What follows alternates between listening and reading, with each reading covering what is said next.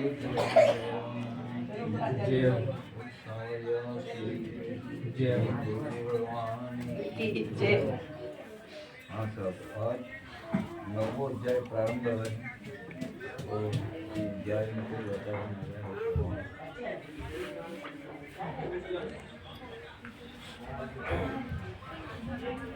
गरुड़ बोले, आपने काल का दान बहुत श्रेष्ठ कहा है। हे प्रभु, मरते हुए प्राणी को जो कृत्य होता है उसको इस समय आप यथार्थ कहिए।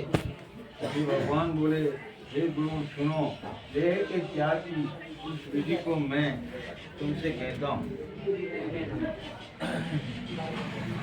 प्राणी देह छोड़े जान में मतलब कई कई वातावरण में शरीर में बने या वार्तालाप इस नवाध्याय में है, जिसके विधान के मरे हुए नर संपत्ति को प्राप्त सदगति को प्राप्त होते हैं। जहाँ जब देही कर्म के योग से अपने शरीर को छोड़े उस समय तुलसी के समीप गोबर का मंडप बनाए, उसमें तिलों को फैलाकर कुश डालें, उसको मतलब डाबड़ो। तब सफेद आसन पर सालग्राम शिला और की मूर्ति स्थापित करें। संसार के तप से दूर करने वाली तुलसी के पौधे की छाया यहाँ विद्यमान है, वहाँ मरने से मुक्ति होती है। प्राणी मर जाए जिदान में वाला तुलसी फेरी देवे, वो मुक्ति मिले। वह सब प्रकार के दानों से दुर्लभ है। जिसके घर में तुलसी का वृक्ष स्थान है, वह घर तीर्थ रूपी है और स्वर्ग योगी है। उसमें यम के दूत कभी नहीं जाते हैं। तुलसी की मंजरी युक्त जो प्राणों को छोड़ता है, सैकड़ों पापों से मुक्त युक्त भी उस प्राणी को यमराज नहीं देख सकते। जटा मतलब प्राणी ये है, घर में मतलब यही है जैसे तुलसी है, वो एक तीर्थगामी स्थान है, तीर्थगामी मकान है। और उसके मतलब यही है कि जल्दी जल्दी यमराज वहाँ घर पर नजर आना है। बोले गुरुदेव भगवान सीता जी की खबर करवा लंका में हनुमान जी गया, ठीक है।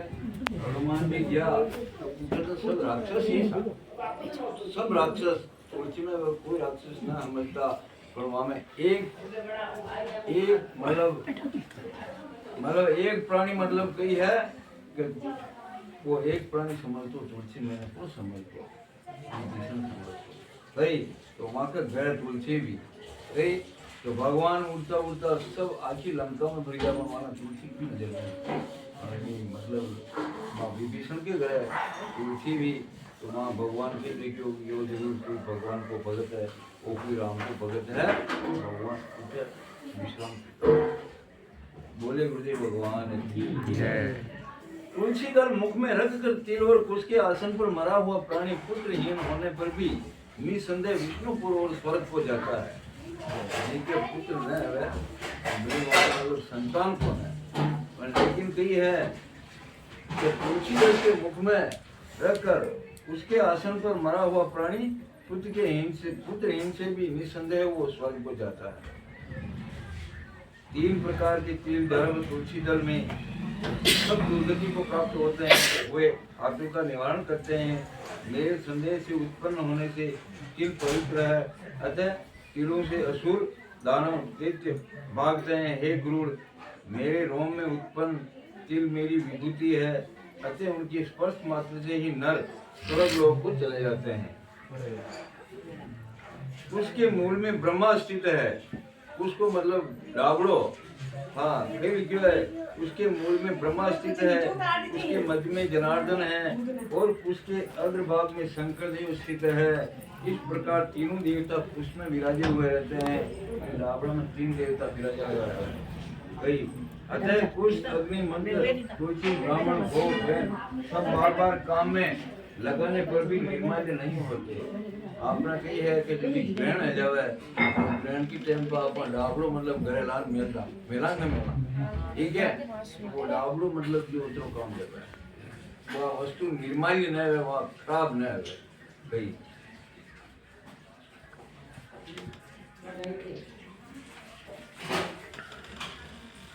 गर्भ पिंडों में निर्माल्य होते हैं, ब्राह्मण प्रेत के भोजन में निर्माल्य हो जाते हैं। मंत्र गौ तुलसी नील में और अग्नि पिता में निर्माल्य हो जाते हैं।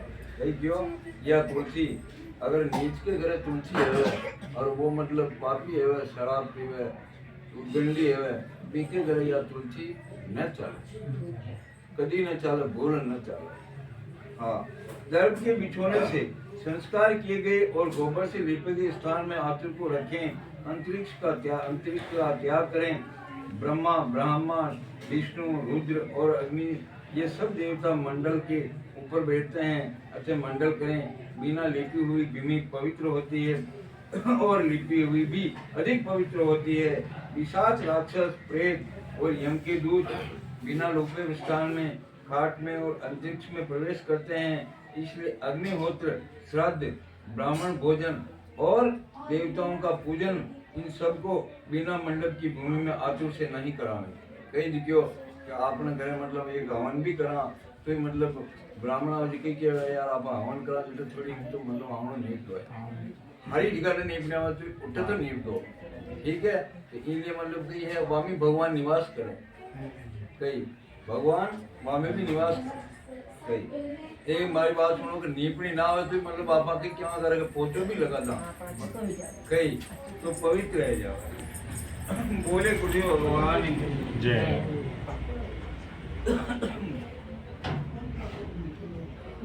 उसके तुलसी को मोती गला में हुए जितने भी मिले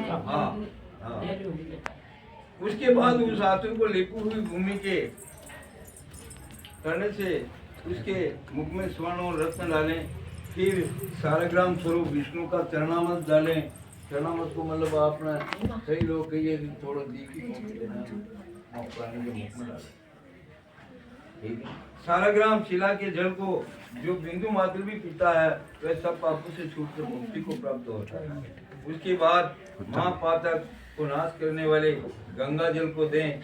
वह गंगा जल सब तीर्थों में किए हुए स्नान, दान और पुण्य के फल को देने वाला है। गंगा जल जो काया को शुद्ध करने वाले 1000 चंद्रहण व्रत करता है तथा जो गंगा जल को पीता है, ये दोनों पृथ्वी में समान होते हैं। हे गुरुड़, अग्नि को प्राप्त कर जिस प्रकार रुई का ढेर नष्ट हो जाता है, कई आगे वाले दृष्टांत कि अग्नि को प्राप्त कर जिस प्रकार रुई का ढेर नष्ट होता है, उसी प्रकार गंगा जल को पीने से संपूर्ण पाप भस्म हो जाते हैं।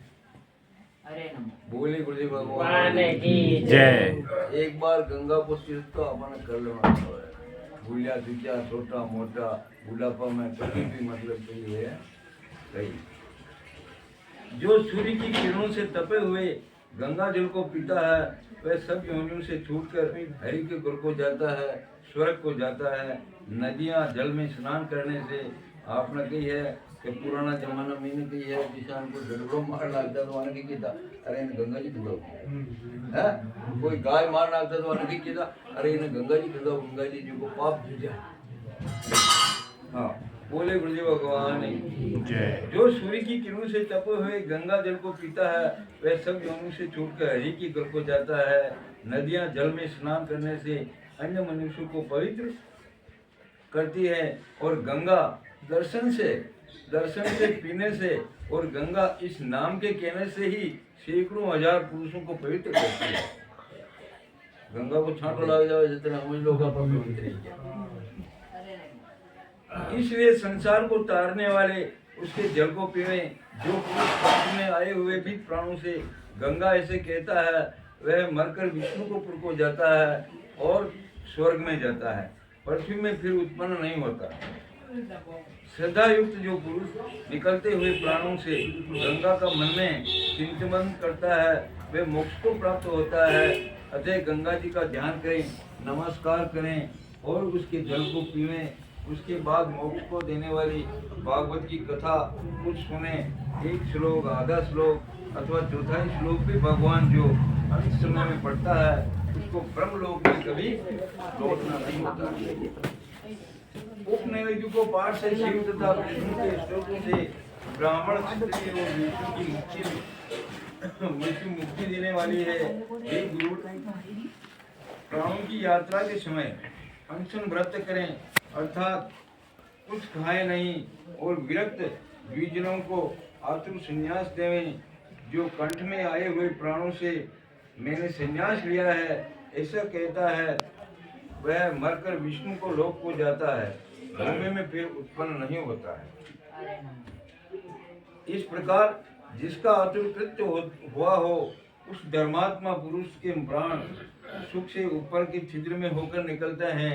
धर्मात्मा पुरुष को प्राण ऊपर के छिद्र में होकर निकलते हैं। मुख, आंखें, नाक, कान, ये 7 द्वार जिसमें होकर सत्कृति प्राण जाते हैं, और योगी के तालु के छिद्र में होकर निकल जाते हैं। योगी है ना, जहाँ का मतलब तालु का मतलब निकल जाता है प्राण, बाकी ऊपर का छिद्र में निकले। प्राण जब आसमान से पृथक होते हैं और वायु मुक्त होकर ऊतले से निकल जाती है, इस प्रकार काल से आहत शरीर ईश्वर रूप वायु के निकल जाने पर निराधार वृक्ष के समान गिर जाता है। प्राणों द्वारा छोड़ा गया शरीर चेष्टा रहित और गुप्तिश नहीं छूने योग्य और शीघ्र ही दुर्गंध युक्त तथा निंदनीय हो जाता है। कर्मी, विष्टा और वस्म रूप से शरीर की 3 प्रकार की अवस्था होती है। क्षण में नष्ट हो जाने वाले मनुष्यों द्वारा शरीर पर क्यों गर्व किया जाता? क्षण में नष्ट हो जाने वाले प्राणी के ऊपर क्यों गर्व किया जाता है? अर्थात गर्व करना व्यर्थ है। पृथ्वी में पृथ्वी, जल में जल, तेज में तेज और पवन में पवन लीन हो जाता है, तुरंत स्वर्ग में चला जाता है। वैसे आकाश में आकाश तत्व लीन हो जाता है। सर्वव्यापी और स्वरूप नित्य मुक्त जगत का साक्षी रूप आत्मा तो अजर अमर है। आत्मा तो अजर और अमर है। और या तो प्राणी की खोड़ी है, जो मतलब खोड़ी मुंह में जाओ नहीं, खोड़ी मुंह में जाओ नहीं, मुंह में जाओ नहीं, मुंह में जाओ, आत्मा तो अमर ही रहेगी। सब इंद्रियों से युक्त जीव शब्दावधि विष्णु से घेरा गया काम कारागार और कर्म कौशल से युक्त पुण्य की वासना से युक्त होकर अपने कर्म द्वारा बनाए गए नवीन देह में प्रवेश करना है। वैसे घर वाला घर जला देने दूसरे जल में प्रवेश करता है। कर्म का अनुसार मतलब अपन આગલી દેહ મળે, નિશાન આપણ કર્મ કર્યા ઉસી मतलब આપણ મરવા का बाद में આગલી દેહ મળી જાય। બે કર્મ શું કીધું તો એને એ દેહ में छोड़ दो, कर्म શું કીધું એ देह में छोड़ दो। तब किंकणी के जालों की माया युक्त विमानों को लेकर चलते हुए चामू से शोभित देवदूत आते हैं। धर्म के तत्व को जानने वाले पंडित और जिनको सदा धर्मात्मा प्यारे हैं, ऐसे देवताओं के दूत तब करते हुए उस प्राणी को विमान में बिठाकर स्वर्ग में ले जाते हैं। सुंदर दिव्य देवता रूप देह वाला, निर्मल वस्त्र माला और रत्न जटिल आभूषणों से सुशोभित, गान के प्रताप से महानुभाव वह पुरुष देवताओं से पूज्यमान होकर स्वर्ग को चला जाता है। बोले गुरुदेव भगवान की जय। गरुड़ पुराण सारे द्वारा हिंदी टीका 9वां अध्याय समाप्त हुआ। बोले गुरुदेव भगवान की जय। गरुड़ बोले, हे विभो, समर्थ शक्ति और पुरुष की देह के दाह का विधान कीजिए।